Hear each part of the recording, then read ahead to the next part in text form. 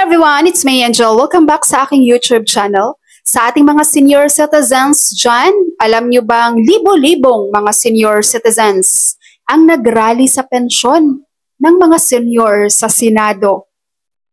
Ito po ay para sa Universal Social Pension na hanggang ngayon ay hindi pa batas.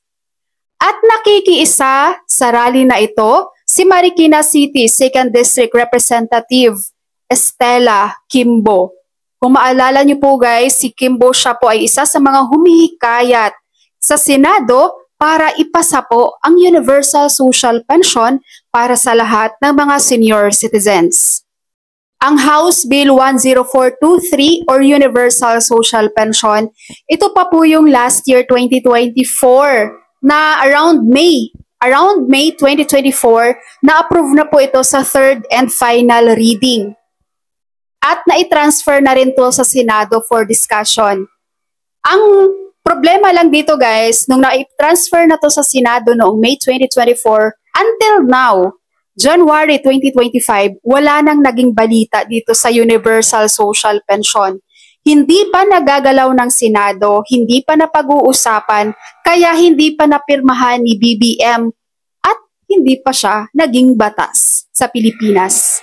At dahil sa sobrang tagal na niyan guys, around mahigit 6,000 na mga senior citizens ang nagrally po dito nang dahil sa universal na ito. Nananawagan sa Senado na ito ay ipasa na at para maging batas na. Kaya doon sa ating mga senior citizens na laging nagsasabi, akala ko ba para sa lahat na ng seniors ang social pension? Tama po kayo, pero po yun po ang para sa universal social pension. Diba?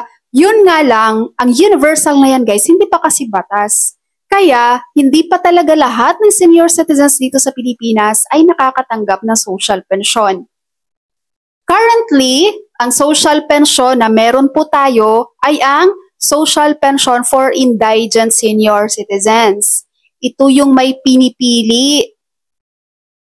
Kaya po sinasabing for indigent lang. Ibig sabihin kapag hindi ka po pasok sa indigent qualifications, hindi ka rin po pasok sa social pension na yon. Ang social pension na yon ay 1,000 pesos monthly para sa indigent. At ito namang universal social pension, ang proposal po is 500 pesos lang monthly. At magiging 1,000 monthly lang yan after 5 years, itong ating universal social pension.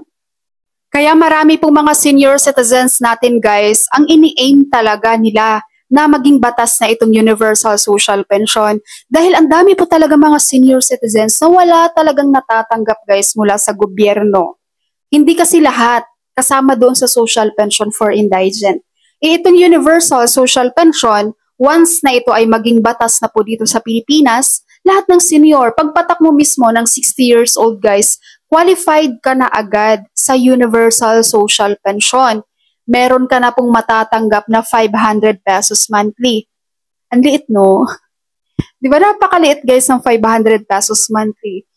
Ilang araw lang yan na budget natin, 2 days. No? Pero sige lang, at least meron dahil ang hirap din talaga dito sa Pilipinas. Ang hirap ng gobyerno natin na bigyan ng ayuda, magandang benepisyo ang ating mga senior citizens.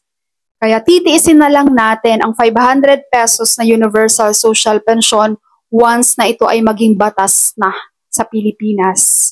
Napakatagal na nitong Universal Social Pension na to guys, kaya hindi na natiis ng ating mga senior citizens.